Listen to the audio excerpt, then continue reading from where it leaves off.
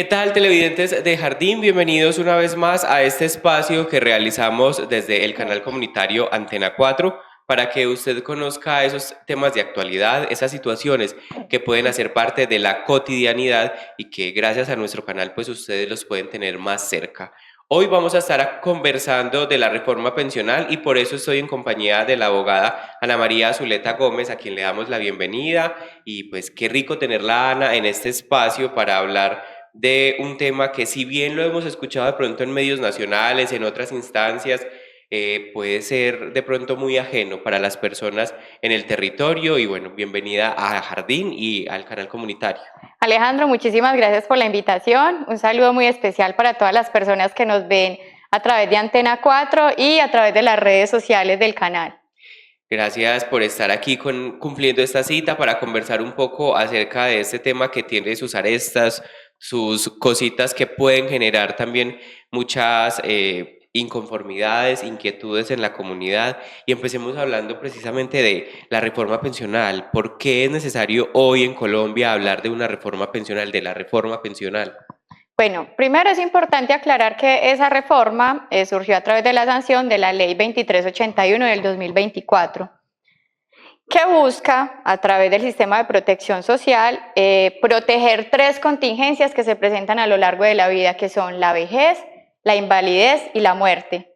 El sistema lo que pretende es que las personas, a través de la pensión de vejez, cuando lleguen al final de su edad productiva y empiecen esa edad donde ya no pueden recibir ingresos por cuestión de productividad, tengan una mesada o un ingreso mensual que les permita vivir dignamente. Frente a la discapacidad, si una persona cotiza o está pensionada y tiene un beneficiario o esa persona quedó discapacitada con más de un 50% de calificación, que pueda recibir una mesada también para que viva dignamente, y lo mismo con la supervivencia. Si hay niños o personas que son dependientes y la persona cabeza de hogar fallece, quede una pensión para poder que esas personas sigan subsistiendo de manera digna. Ana, pero el tema ahí de la pensión y lo que usted nos está diciendo era algo que también ya se vivía o se tenía pues como antes. ¿Cuál es la modificación o por qué ahorita es importante hablar de esta situación? Bueno, como usted lo ha dicho, el sistema de protección social, pues su subsistema pensional, existe desde hace muchos años. La última norma ley que lo establecía era la ley 100 del 94, tuvo unas modificaciones parciales posteriores, pero es como la ley origen de la reglamentación. Pero el gobierno nacional, dentro de su plan de desarrollo, hizo una promesa de modificación del sistema pensional, argumentando pues algunas variables, que el sistema pensional ya no funciona de manera correcta, que es insostenible, que no es equitativo para todas las personas, y en base a eso pues promovió la reforma que trae unos cambios respecto a lo que normalmente todos conocemos. ¿Los cambios dentro de lo que has podido estudiar realmente son sustanciales, realmente modifican mucho la realidad de hoy en día? Son bastante sustanciales. Hablemos del régimen actual. Actualmente tenemos, o del sistema actual, dos regímenes de afiliación y de pensión, que son el régimen de prima media, que lo administra Colpensiones, que es el régimen de afiliación público y funciona como una bolsa común para todas las personas, y el régimen de ahorro individual, que lo administran los fondos privados, y es un ahorro, como su nombre lo indica, individual. La persona ahorra en su bolsa, en su cuenta, va sumando cada mes, y de acuerdo a lo que sume, cumpliendo otros requisitos, pues se pensiona. ¿Cuáles son los requisitos actuales? Las mujeres deben tener, tanto para Colpensiones o prima media, 57 años si son mujeres y 1.300 semanas cotizadas. Y los hombres, 62 años y 1.300 semanas cotizadas. En el régimen de ahorro individual son 1.150 semanas. Esa es la diferencia con el régimen de prima media, que es el privado. Son las mismas edades, mujeres 57, hombres 62, pero son 1.150 semanas. ¿Cuál es la modificación sustancial que hay frente a eso? Estos regímenes desaparecen y ya inicia algo que se llama un sistema de pilares. Ese sistema de pilares trae cuatro pilares, que son el solidario, el semicontributivo, el ahorro voluntario y el contributivo. ya las personas, todas, van a quedar afiliadas a Colpensiones. Todas las personas van a quedar afiliadas a Colpensiones. Los privados desaparecen. Los privados no desaparecen, no desaparecen. Lo que está haciendo el gobierno es tratar de limitar las pensiones altas a través de Colpensiones. Entonces primero establece un régimen de transición, es decir, las personas que en el sistema de pensiones, si son mujeres ya tienen 750 semanas y si son hombres ya tienen 900 semanas cotizadas, entran a régimen de transición, es decir, ya no los coge la nueva normatividad, la nueva reforma, porque estas personas tienen algo que dentro del sistema se denomina expectativa legítima, es decir, casi toda su vida laboral han cotizado en base a unas condiciones y ya al final no se las pueden cambiar, ¿cierto?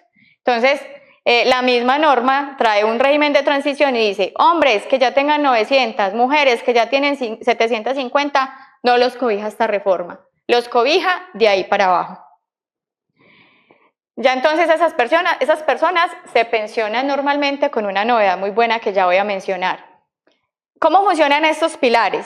Hay uno que es el pilar solidario, que digamos es un aporte muy bueno, y es que las personas que estén en un alto nivel de vulnerabilidad o pobreza y tengan una discapacidad superior al 50%, calificada obviamente por alguna de las juntas acreditada para ello, el Estado le va a garantizar un ingreso mensual para que tenga una vivienda digna, ¿cierto? Una vivienda y una vida digna. Una calidad de vida. Una calidad de vida, o sea, para que tenga su mínimo vital. Es normal decir que cuando alguien dentro del sistema pensional se invalida por un 50%, el fondo le reconoce o la ARL si es de origen laboral, pero en este panorama son personas que ni lo uno ni lo otro. Entonces sería ese apoyo del Estado para que cuando una persona se invalide y esté en condiciones de extrema pobreza o vulnerabilidad, el Estado como garante le suministre esa protección y ya se elimine ese factor de pobreza. ¿Cuál va a ser el mecanismo de verificación de la cualidad de alto nivel de pobreza o vulnerabilidad? El gobierno lo va a definir a través de sus decretos reglamentarios. Normalmente lo hacen a través de la encuesta Sisbén, normalmente. Además que a través de los grupos del Sisbén se va a dar como todo ese tema de... Y se deben cumplir unos requisitos de edad, mujeres 50 años, hombres 55 años. Ese es el solidario. Ahí reduce el tema de la edad con respecto a la actualidad, pero para el pilar solidario. Para el pilar solidario. El pilar semicontributivo es para personas que alguna vez hayan cotizado al sistema. También tiene unas edades mínimas que son 65 años para los hombres y 60 años para los hombres. Es para el Estado garantizarle a esa persona a través de una ayuda, o sea, con lo que la persona ya logró contribuir al sistema para que logre alcanzar una pensión. 60 para hombres, 65 para hombres, 60 para mujeres. Y hay un pilar que pues no es tan común realmente, que es de ahorro voluntario, que le permitiría a las personas, si tienen un ahorro, poder como extrapolarlo al sistema pensional. Perdón, Ana, ¿qué es lo que hoy en día Colpensiones maneja como BEPS? No, BEPS es un subsidio, es un subsidio, o no, es una cotización que la persona hace, pero BEPS, el Estado le subsidia otra cosa, pero es distinto. El ahorro voluntario hoy está dado de una manera distinta, como incluso si el ahorro voluntario que normalmente la gente hace para vivienda, para educación, para algo. Sí, solo que tiene unas condiciones que van dentro del sistema pensional, es inembargable, se podría computar para pensión. El ahorro voluntario no es nuevo, ya existe dentro de Ley 100. ¿Hay un tope dentro de eso? Todavía no sé, no tengo como el detalle de si para ese específico tiene un tope, pero el más importante, el que trae las novedades, es el contributivo, que es el que conocemos, digamos, la mayoría de las personas, porque las personas por causa de un contrato laboral o los que trabajamos como independientes por prestación de servicios o independientes por cuenta propia, acá en el municipio de Jardín, que hay tanto turismo, hay cafeteros, hay mucha, digamos, informalidad y también gente que trabaja como independiente, no está sujeta a una relación laboral, pues también cotiza el sistema dentro de los estándares que establece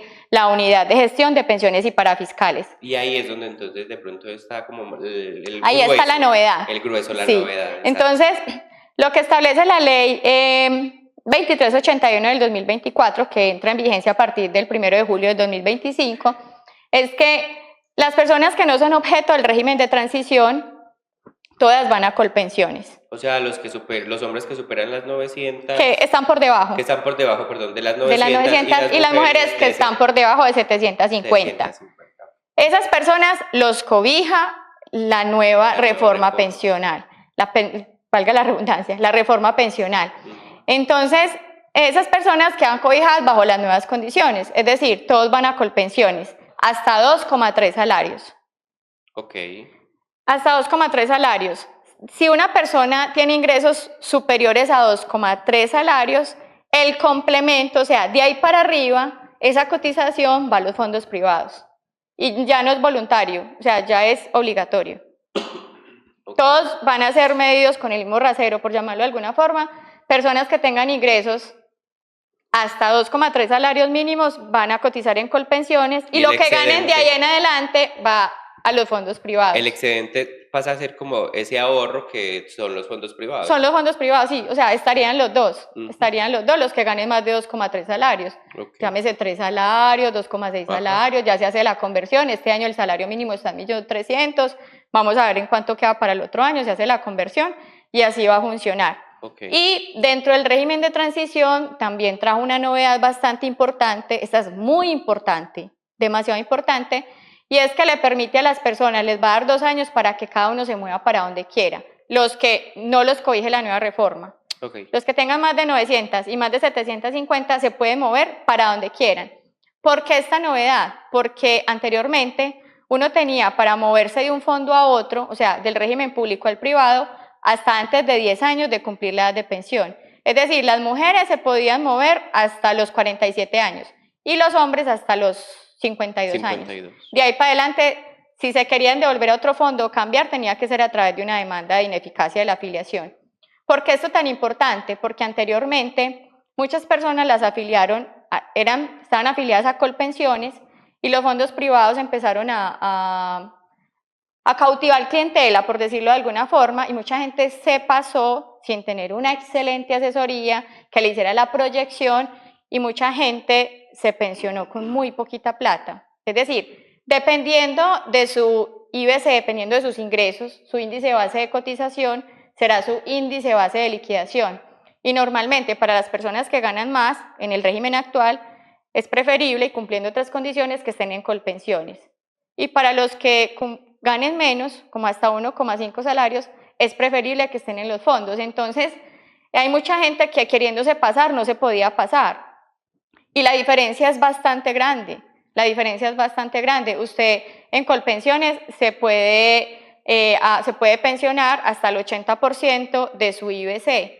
Es decir, si usted tiene un IBC de 10 millones de pesos, entre el 65 y el 80, dependiendo del número de semanas que tenga. Es algo muy técnico, pero en realidad la diferencia es bastante grande. O sea, lo importante y lo sustancial de este programa es que las personas que crean que ya están al límite de las que tengan 700 semanas, 850, 880, vayan y miren, revisen qué es lo que más les conviene y frente a ese análisis decidan qué van a hacer para saber si les conviene más esta reforma o les conviene más estar en la anterior y poder hacer un cálculo actuarial o acudir a las diferentes alternativas que existan para quedar en un régimen o en el otro. Es demasiado importante, es totalmente decisivo, porque no es lo mismo usted pensionarse con un salario mínimo que con 3 salarios mínimos. Es bastante diferente, ¿cierto? Y todo dependiendo de lo que para usted sea el mínimo vital y las condiciones de vida que usted esté acostumbrado a llevar. Usted ahorita mencionaba algo importante y es como esas cifras, todos estos temas técnicos que también lo mencionaba. Cuando una persona está viendo este programa y pues la información que estamos dando es como, ¿qué tengo que hacer? ¿Cómo puedo asesorarme? ¿Hay alguna página del gobierno? Obviamente en un rato vamos a dar como tu información de contacto para que puedan buscarte y para tener una mejor asesoría. Pero a esta publicación ya, esta información ya es pública por parte del gobierno para poder acceder a estos lineamientos, a ver si hago parte del grupo de transición, si voy a ser beneficiario de alguno de los pilares.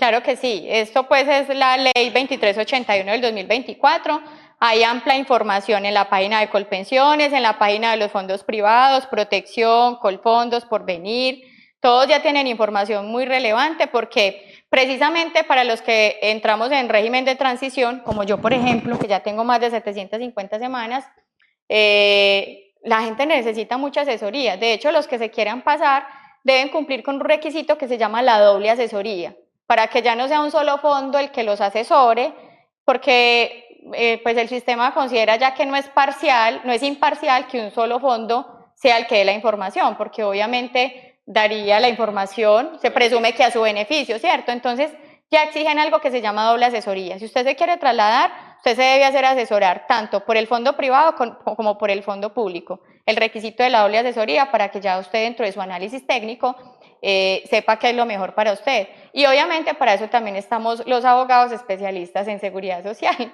Yo estoy ubicada en el municipio de Andes, en el centro comercial Montblanc, oficina 105. Mi teléfono es 313-579-0276. Entonces, de verdad, estos temas son supremamente importantes porque cuando uno es joven no piensan en el tema de las pensiones, pero como la vida es muy efímera, o sea, tanto estamos en el presente como ya uno espabila y pasaron 15 o 20 años y ya se empieza a acercar ese momento y son cosas que uno no supo prever en su debido momento y uno desde la juventud se puede preparar para una pensión que le garantice condiciones dignas y condiciones de bienestar frente a todas las necesidades que tiene la cotidianidad. El tema de pensión siempre es algo que puede generar muchas incógnitas, preguntas por parte de las personas que nos pueden estar viendo y ha sido tal vez como una constante a lo largo del tiempo. Quiero retomar un poquito lo que usted mencionaba ahora y es lo de las edades. Con esta nueva reforma entonces va a haber modificación en edades, en la actualidad para las mujeres es 57, para los hombres 62. ¿Continúa esta misma edad para este nuevo periodo que empezaría a regir a partir del 2025? Ahí también para que las personas vayan teniendo como más claridad y cosas puntuales dentro de la información que les estamos dando. Alejo, excelente pregunta porque sí hay una novedad muy importante. La reforma plantea que a partir del 1 de enero del 2025, creo que es el artículo 32 de la ley 3281 del 2024, a partir del 1 de enero del 2025, las mujeres, o sea, plantea que en la actualidad con 1.300 semanas, pero a partir de esa fecha para las mujeres, anualmente se va a disminuir el número de semanas que se exigen para acceder a la pensión de vejez en 25 semanas por cada año hasta el 2036, hasta llegar a 1.000 semanas. Es decir, las mujeres nos vamos a pensionar a futuro con 1.000 semanas.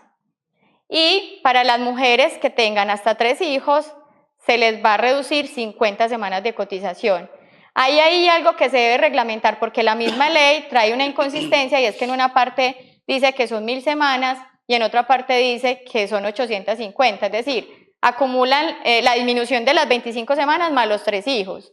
Pero yo ya estuve mirando el noticiero del Congreso, que es la fuente oficial de todas estas leyes, y están diciendo que no son conmutables, o sea, que no aplican los dos. Entonces parece que eso lo van a reglamentar. El tope nadie se va a pensionar, fue lo último que escuché, ninguna mujer se va a pensionar con 850 semanas, que porque sería algo insostenible, pues son muy poquitas semanas para el sistema porque una pensión cuesta mucho y realmente lo que uno aporta pues es una parte, ¿cierto?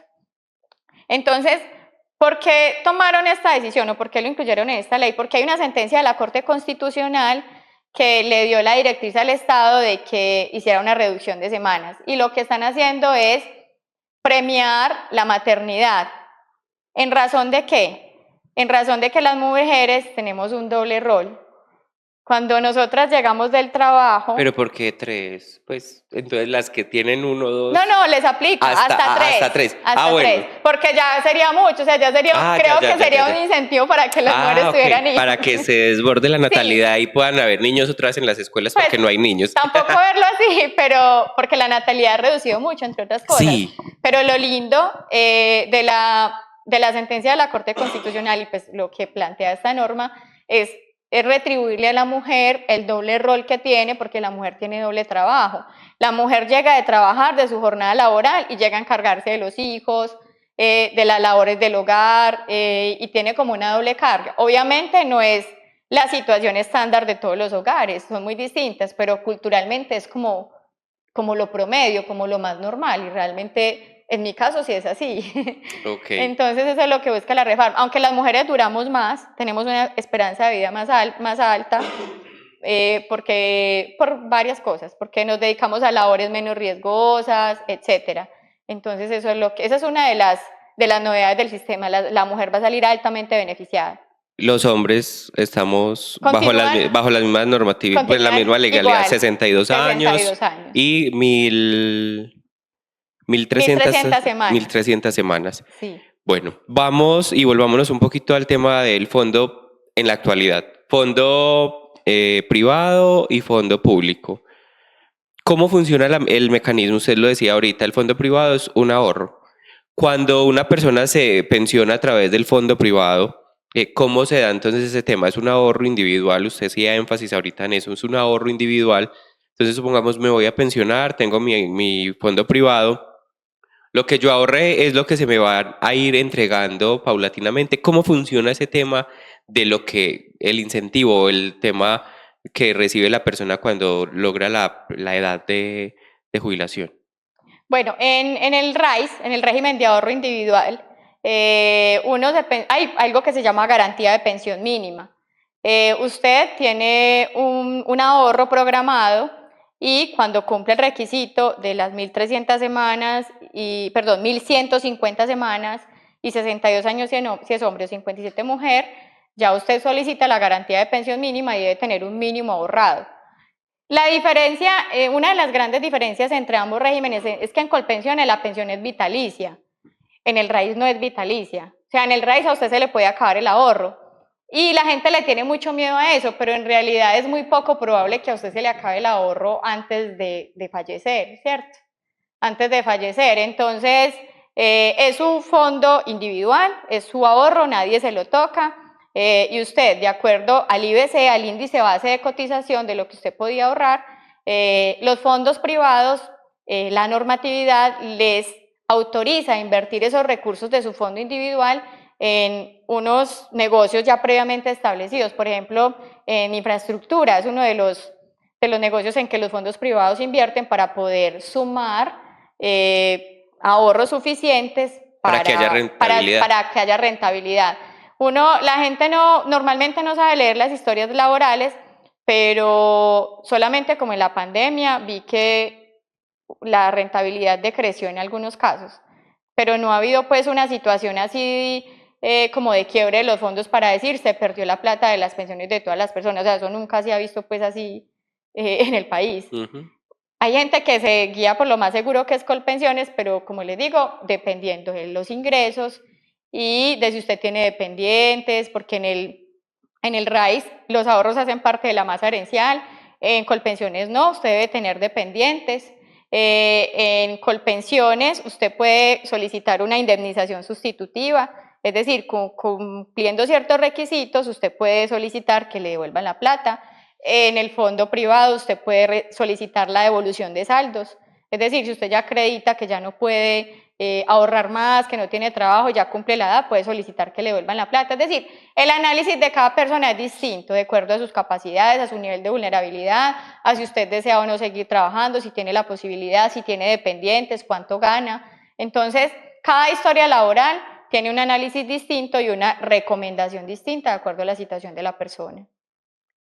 Vamos como a otro ejemplo y una persona que hoy cotiza en un fondo privado que no llega a los 2.3 salarios mínimos, pues que exige como la nueva normatividad, quiere migrar a Colpensiones. ¿Es de pronto recomendable que lo haga o esperar a que la normatividad entre en vigencia y hacer la migración? ¿Cómo puede hacerse esa migración? Si se debe, pues si recomiendas hacerlo. Depende. Si la persona entra en régimen de transición, es decir, ya tiene más de 750 semanas si es mujer o 900 si es hombre, habría que mirar cuánto es el IBC de la persona, Si la persona gana hasta un salario y medio, se puede quedar en el régimen privado. Pero si gana de ahí para arriba, uno le recomendaría que se pase para Colpensiones, dependiendo del número de semanas, porque usted a veces puede sacrificar un poquito de IBC, pero son 3 años menos en el régimen de ahorro individual. Entonces, como yo dije ahorita, el análisis de cada historia laboral es distinto, entonces esa recomendación que uno le da a la persona solamente se concluye analizando la historia. ¿Cuál es lo sustancial de este momento? Es que las personas que estén cerca al régimen de transición, es decir, que sean mujeres que tengan 700, 720, revisen qué les conviene porque es decisivo. O sea, usted puede, si usted gana 8 millones y no se afana, va a quedar con 2,3 en Colpensiones y lo otro en el fondo privado, lo cual le va a reducir considerablemente su expectativa de pensión. Y hay unas alternativas que actualmente la norma permite para usted, no se llama comprar tiempo, se llama, bueno, hay algo que se llama el cálculo actuarial que le permite a usted pagar tiempos en los que usted no ha cotizado y adelantarse a pagarlos para que eso le sume las semanas y usted quedar en el régimen de transición. Importante eso, Ana, a la juventud hoy en día, usted lo mencionaba, el municipio de Jardín tiende a tener mucho emprendedor, personas que empiezan con sus negocios propios, cuando empiezan esa vida de seguridad social, pensión y eso. Entonces, lo recomendable sería de pronto entrar a cotizar a través del fondo público, Colpensiones. Si apenas están empezando, igual Alejandro, todos van a ir al régimen público. Ok. Hasta 2,3 salarios. O sea, Con la nueva ya no reforma va a ser todos. opcional. Sí, con la nueva reforma, los hombres que tengan menos de 900 y las mujeres que tengan menos de 750, todos van a quedar en Colpensiones y les va a aplicar la nueva norma. Y si ganan más bastanticos, ya lo otro se va a ir al fondo privado. Entonces, digamos que con ellos no hay problema porque ellos ya quedan estandarizados dentro de ese régimen, a no ser que haya otra reforma.